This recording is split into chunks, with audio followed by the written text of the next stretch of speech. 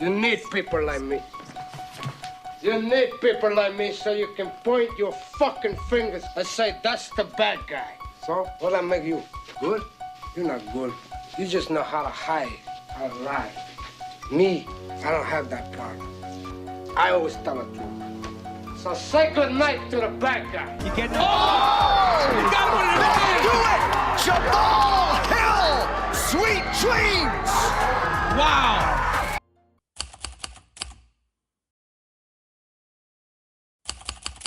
Jamahal Hill was once viewed as one of the UFC's brightest prospects, a fresh face with knockout power and endless potential. On his rise, he seemed like a light heavyweight with great potential. Nobody could meet his match, he was knocking them all out. His style was aggressive, combined with a raw charisma, captured the attention of fans and fighters alike. For a while, he was a force to root for, an underdog in a stacked division thriving for greatness, and I think a lot of fans were jumping on board the Jamahal Hill train. But strangely, somewhere along the way things began to change. Hill's confidence grew into something more darker. He found himself at odds with fans, trading insults online and confronting anybody who dared to doubt him. For many, his reputation shifted from rising star to something else entirely. This is the story of how Jamahal Hill, a once promising talent, became one of the most controversial figures in the UFC today. How he became one of the most hated and disliked, and people just said stop the cope. This is how his confidence seemed to turn into arrogance and the fans' respect seemed to turn into resentment. This is how Jamahal Hill turned himself into the villain. UFC light heavyweight champion vacates his title due to a career-altering injury. Jamahal Hill vacates his title because he played a game of basketball. Jamahal Hill just said that he is injured, he ruptured his Achilles, and now he will not be fighting Yuri Prohaska for the light heavyweight world championship, and also he won't be the light heavyweight world champion. He's vacating his belt. In early 2023, Jamahal Hill faced a significant setback when he sustained an Achilles injury during a basketball game.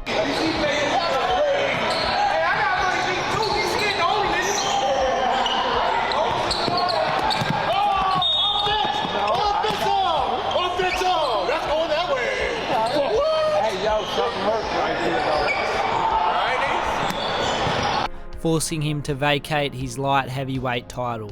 This incident marked a crucial turning point in his career, one that would ultimately set the stage for a more arrogant public persona. And prior to the injury, Hill was celebrated for his explosive fighting style and rising status in the UFC. He was coming off great wins. Wins against Jimmy Crute, Johnny Walker, Thiago Santos, and Glover Teixeira. Fans admired what he was doing, viewing it as a hallmark of his potential. However, after his injury, rather than stepping back and focusing on recovery, Hill continued to taunt potential rivals, including top contenders like Alex Periera.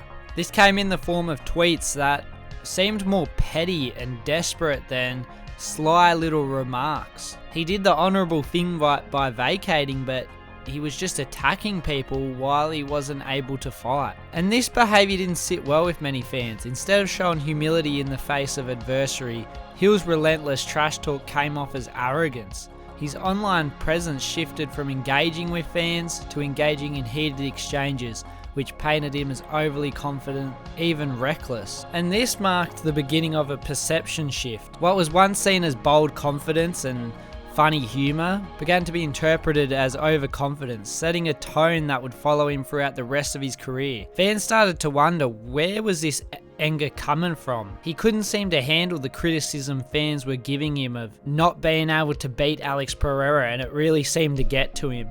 Ultimately, the Achilles injury and Hill's bravado laid the groundwork for his evolving villainous image. Instead of rallying support during a challenge time, he leaned into a persona that many found off-putting, and I believe that this eliminated a large portion of his fan base. The man who less than a year ago told us within the next year he would become UFC light heavyweight champion. In fact, here's the clip for the record. Here's what he said in February of 2022. Finish this sentence for me if you can. Jamahal Hill be UFC champion by? In the next year. In the next year, this time next year, you're champion already. In the next year.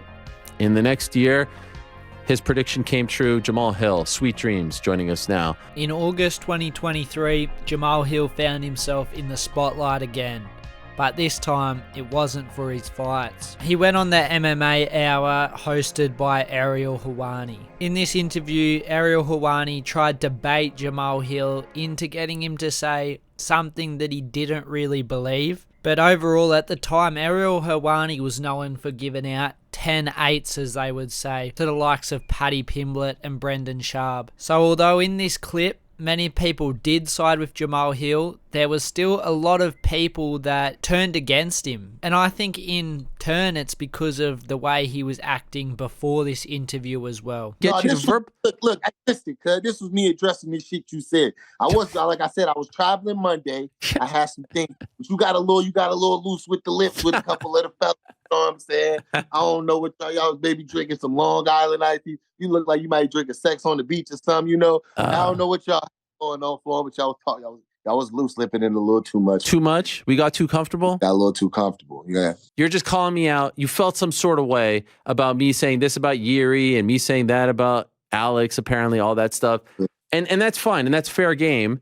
I believe it's fair game for me to say that because, hey, look, I'm doing a sports show. I'm talking about MMA. We talk about it a lot. Like, I got to be real with my opinions and feelings too. And I think, obviously, a big story over the last few weeks has been the Dana White situation. You were probably the most vocal fighter on the roster about that situation, right?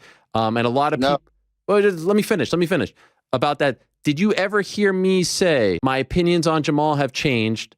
Jamahal shouldn't have said... Did you ever hear me say your name at all when you were... I saw you going back and forth with a lot of people. And I'll be honest, didn't agree with a lot of your things that you said. And I could have been like, F that guy, da-da-da-da. Did you hear me shit on you then? Did you hear me criticize you? Did you hear me disparage you? Did you hear me say anything negative about you? Did you hear me even put your name in that bucket? Did you hear any of that? Because you seem to know a lot about what I'm saying. Did you hear any of that? You talking about the whole the Twitter exchange and all those things? No, because you weren't supposed to. Because I wasn't in that situation. Everybody on the internet tried to drag me.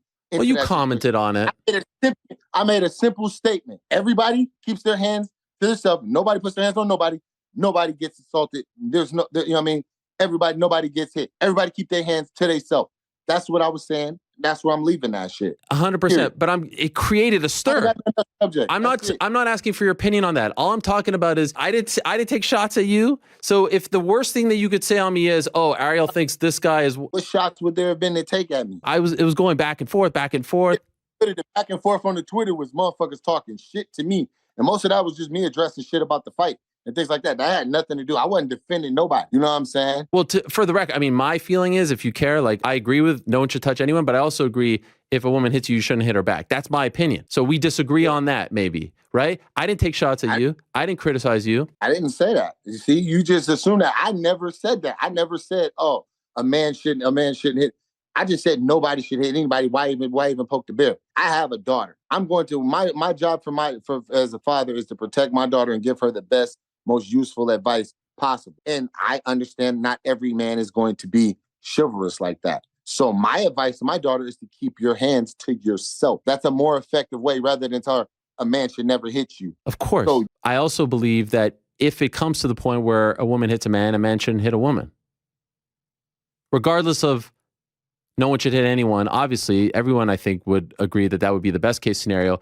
The point is... Yeah, nobody's hit nobody. We should leave it at that. Okay, Dang. A lot of people had a lot of opinions. I'm just saying, I didn't do that. You listen, you can't deny that this created a stir. More comment, bro. Let's talk about something else. I ain't got no more comment on it. I'm not trying to get your comment on it, but you took umbrage with my thoughts on the fighting, and I just wanted you to know that I didn't question you as I took umbrage with some shit that pertained to me specifically. Well, that's what I'm talking about specifically.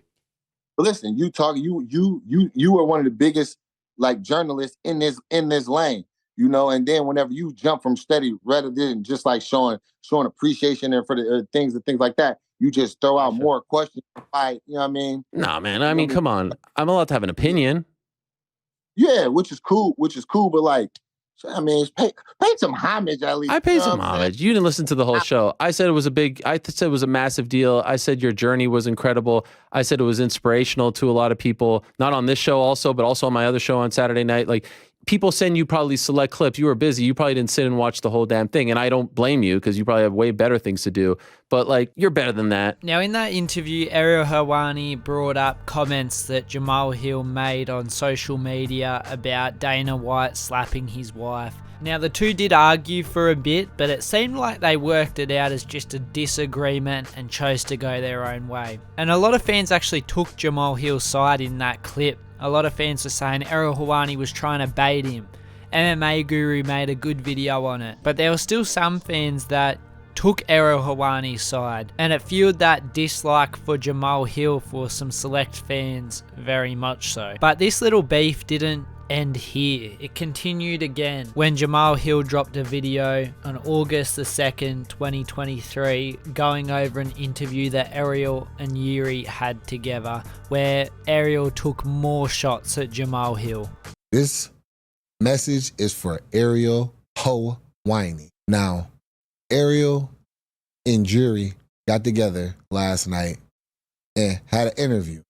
And as a lot of you already know and have seen, Ariel's dirty, sneaky tactics that he likes to use to get over on fighters. And he does this all the while being completely, man, just a punk about it and doesn't own up to any of it. But it was interesting. I thought the way you handled it said a lot about you, because for the last few months, even his last post on Twitter before the announcement that he was out was like insinuating that you were taking too long, that you were afraid, that all this nonsense. And then you say to him, I wish you the best. And then he responded to you. But like, you know, over the last few months, a lot has been said about you, and you took the high road and wished him well.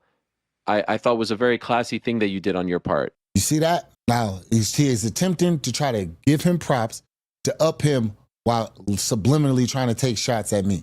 I was just going to ask you, who do you think is a tougher opponent? Alex Periera or Jamahal Hill? Does that mean that you think Alex is a little bit tougher? Now, you see that? Ask him a question. Who do you think's a tougher opponent? Alex Periera or Jamahal Hill? Does that mean you think Alex Pereira is tougher than Jamahal? Throwing shade, but trying to get him to make it seem like he was just asking, bro, that's you throwing shade, bro. And really, I can't say this enough. The way that you handled the Jamahal Hill news, to me, was extremely impressive, because I know you had heard a lot, and I thought it was a little bit unfair over the last few months. And the fact that you came out right away and wished him the best and didn't take a shot at him when he was down, I think really said a lot about you as a human being. So much respect to you, Yuri, for handling it that way. Pause real quick. What does that say about me as a human being? See what you see the narrative and where he's trying to paint and push this?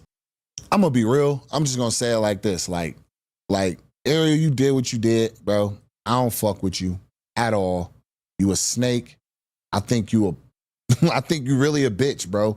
You weak, and you're really pathetic, bro. People come on, try to share like their dreams, true feelings, and raw things like that with you, and you take that time to try to serve your own agenda, try to get your 10-8s and things like that, you know. And another thing to think about is the simple fact of, I'm not Rampage, bro. I'm not Rampage. I'm not gonna have the whole little playful little thing back and forth with you like that, bro.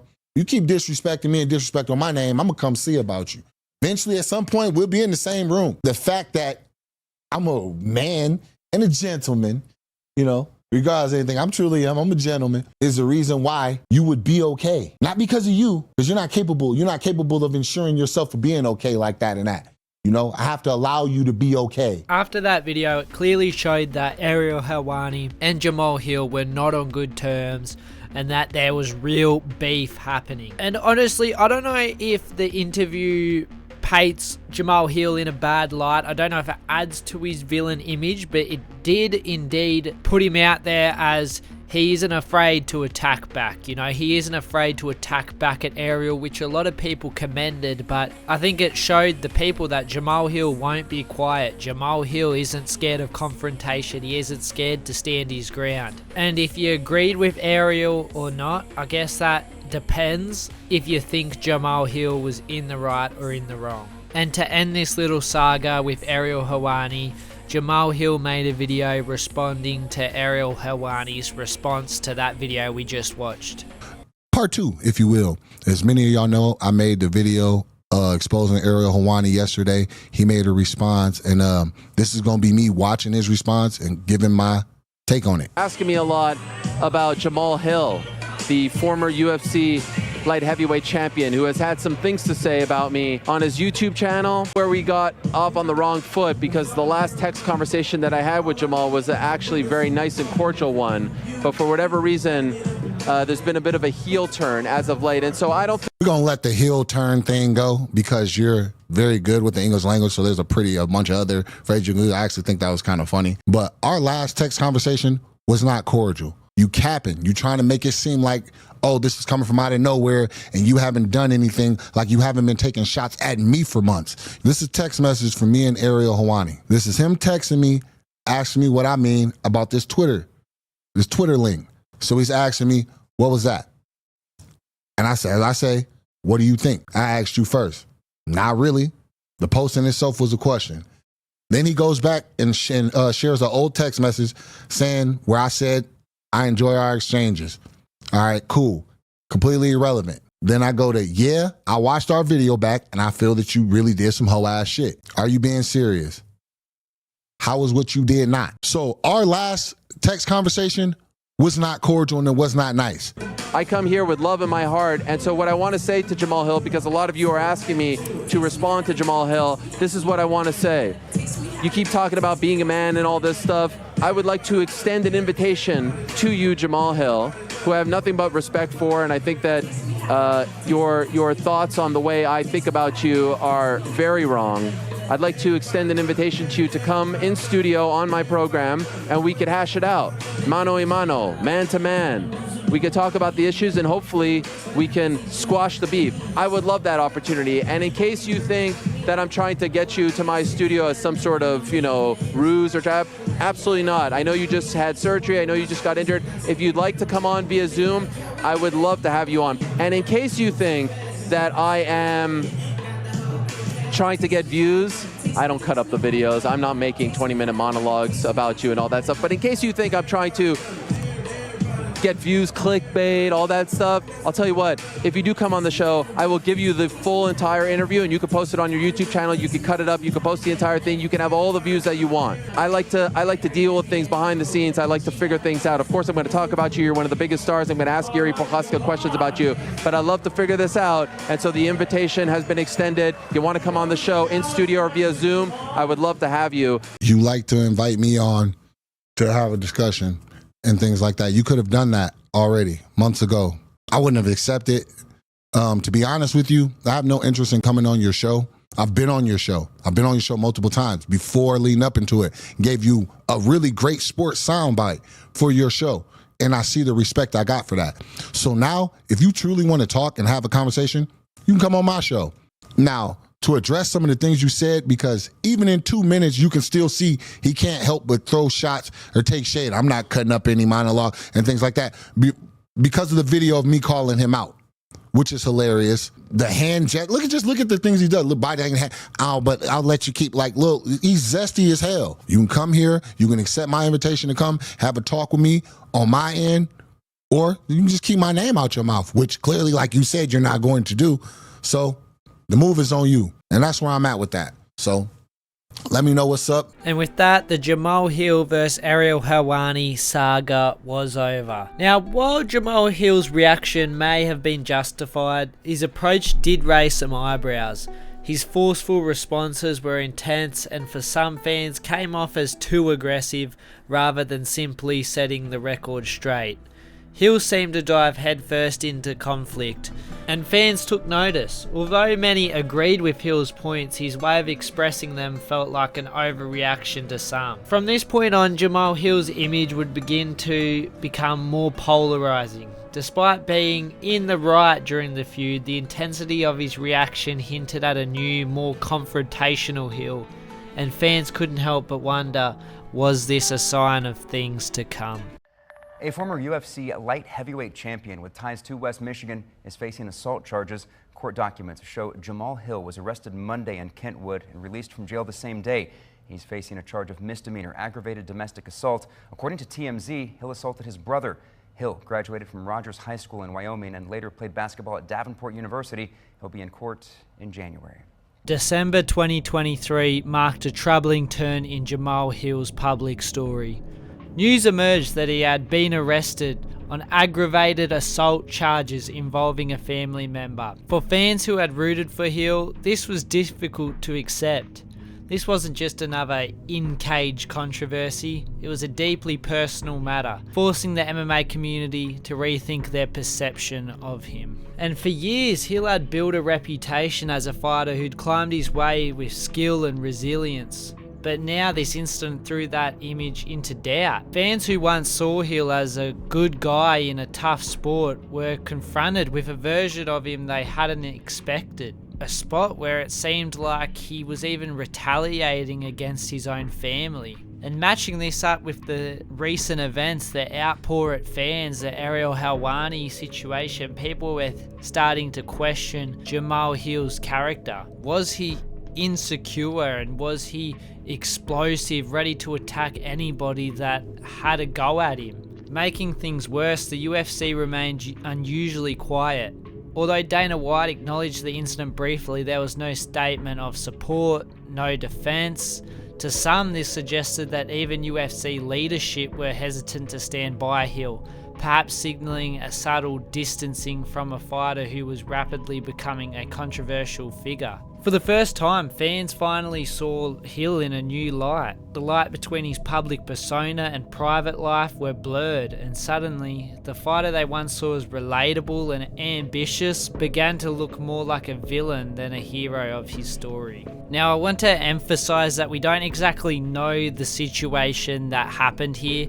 It was between Hill and his brother, James Anthony Hill. All we do know is that the assault did happen, but we don't know why, we don't know what led up to it. And I actually couldn't find a recent update. It was meant to go back in March, which we're way past that now, but I haven't found anything to do with it. But the latest report I saw was under the proposed terms, Hill would be required to plead guilty to one charge of domestic violence, and in return, the prosecution would dismiss his aggravated domestic violence charge, according to TMZ Sports. Hill is expected to return to court in March, but as of this writing, has not accepted or refused the offer. The decision is likely to be announced in front of the judge. So we haven't heard anything from this further, so it's in the air. But one thing is to be sure, this definitely affected his public image.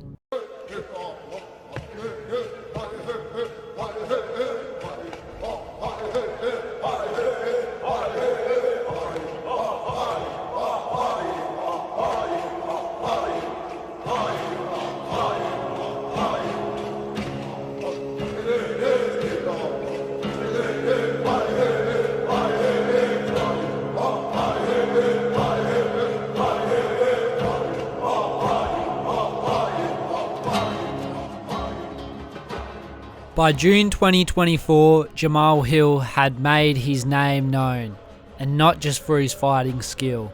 This time it was the lead up to his fight with Alex Periera that had people talking.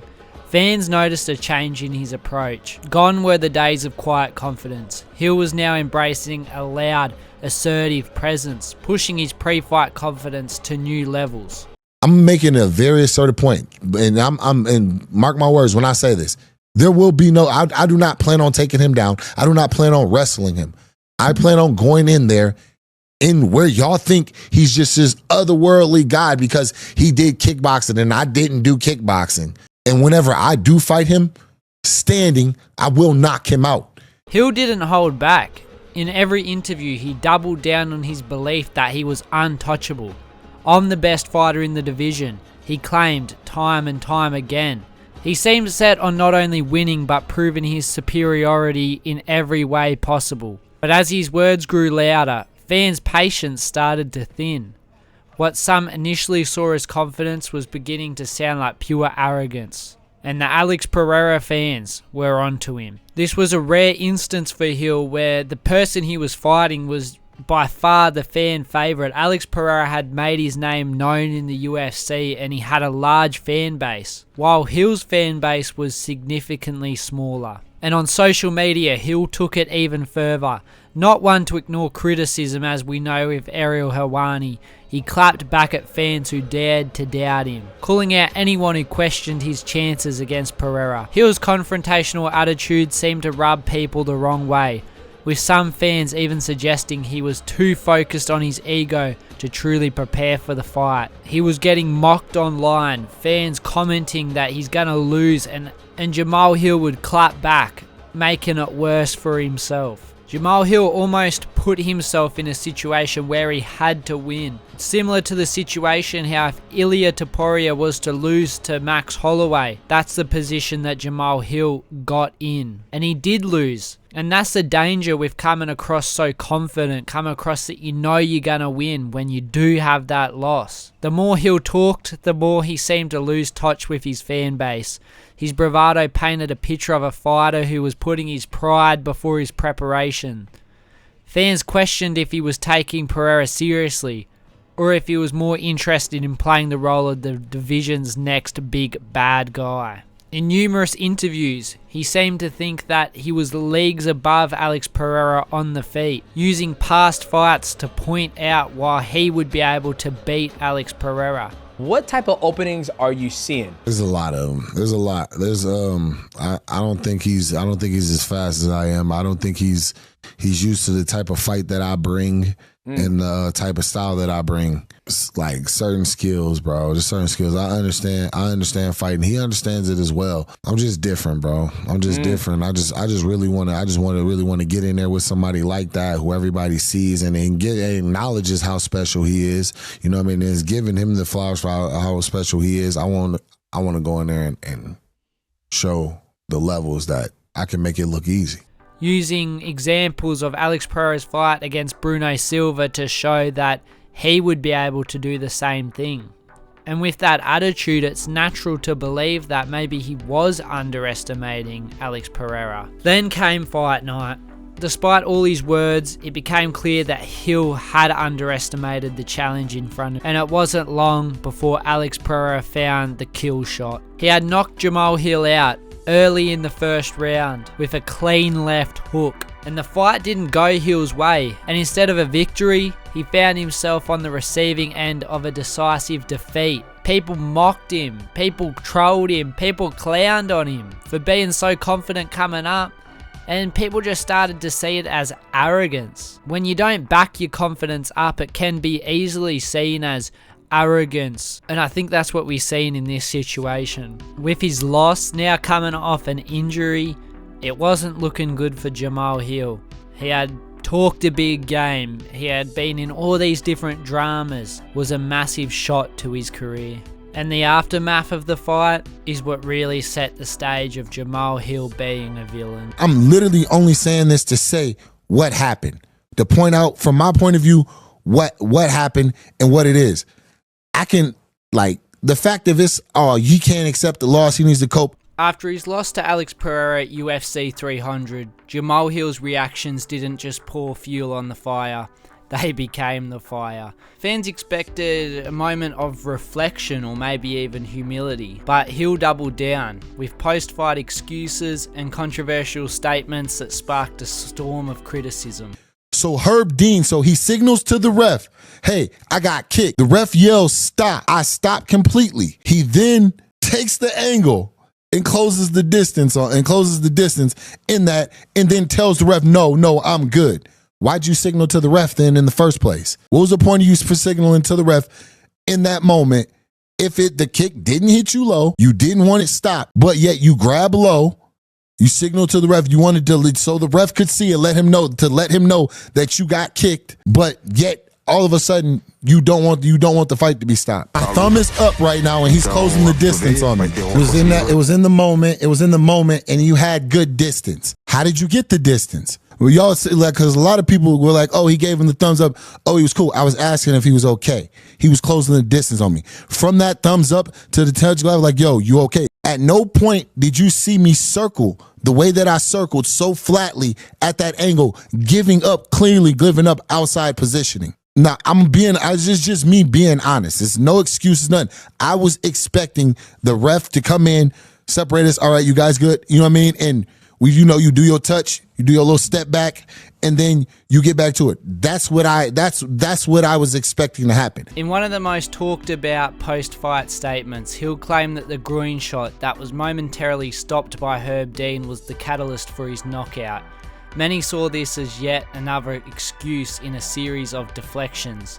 Rather than crediting Periera's skills, Hill pointed fingers, further alienating fans who expected more accountability. And the fallout didn't end there. Even respected MMA figures like Demetrius Mighty Mouse Johnson weighed in, breaking down the fight in their own way. But instead of taking the advice of a seasoned champion, Hill lashed out, proving yet again that he struggled to accept criticism, even from the best, most educated in the business. So already, eight seconds in the fight, he lands an outside leg kick.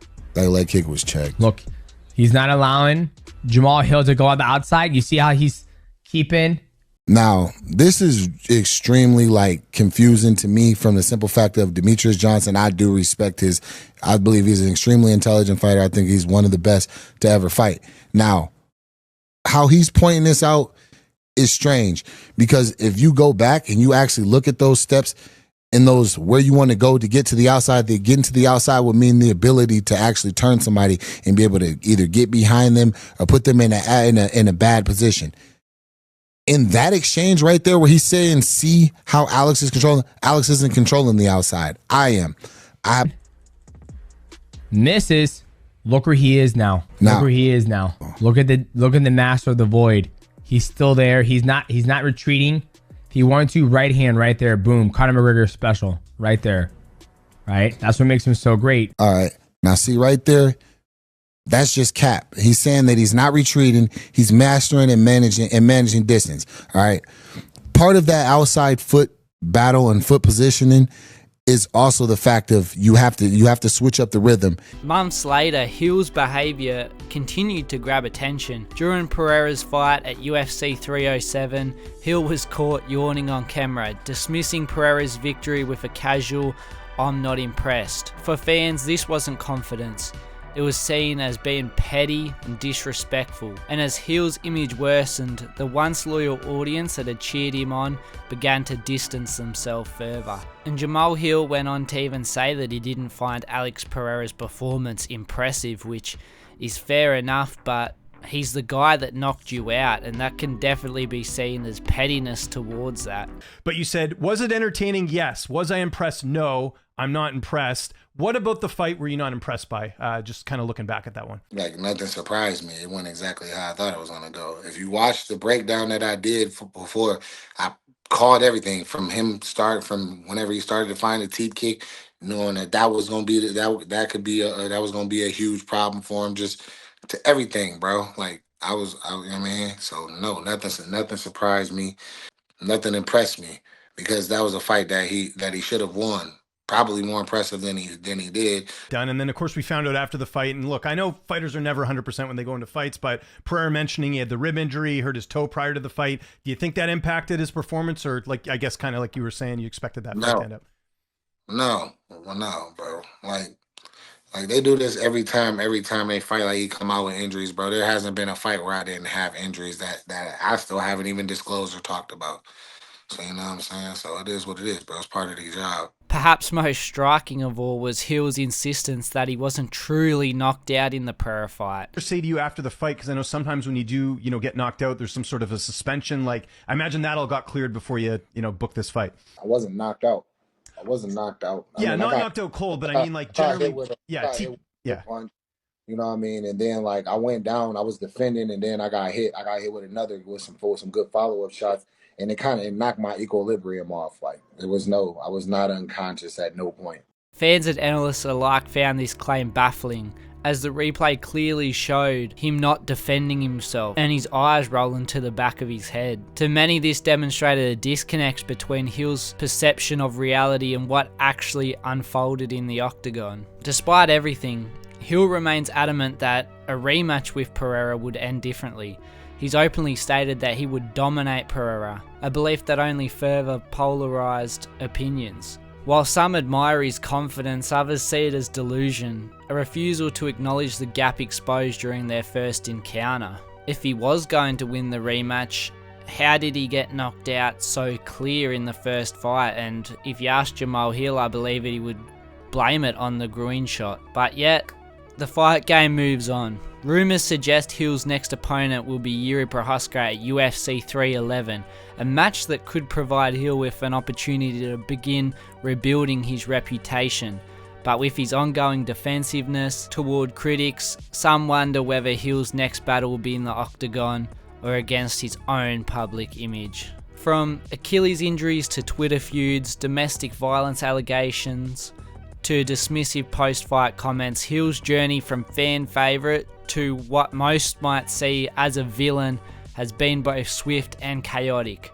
Whether he can turn things around remains to be seen, but for now the story of Jamahal Hill is one of confidence turned to possible arrogance, talent overshadowed by controversy, and a star who fell from grace. And while many might see him as a villain, was it done on purpose? Or was it done by accident? Or some might see, which I can see their opinion, that maybe he's just a guy who believes things went different.